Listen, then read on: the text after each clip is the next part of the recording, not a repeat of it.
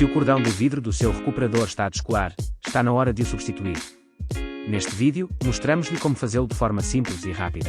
Vai precisar de luvas, pano umedecido com álcool, aspirador, alicate de corte, chave de fendas, a parafusadora com broca e fresa, aplicador de bisnaga e o kit de substituição do cordão.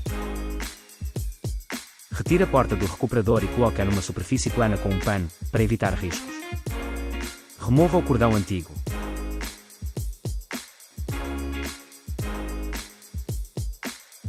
Usa a parafusadora com broca e fresa para remover resíduos. Aspire bem a zona, especialmente onde será aplicada a nova cola.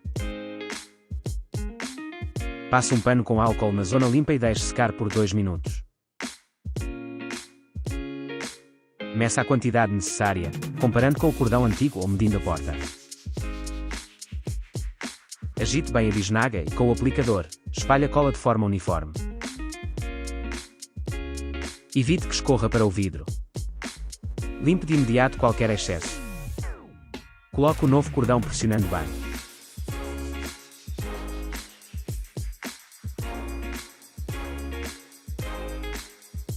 Corte o excesso e volte a pressionar cuidadosamente. Deixe secar durante pelo menos 24 horas antes de voltar a utilizar o recuperador.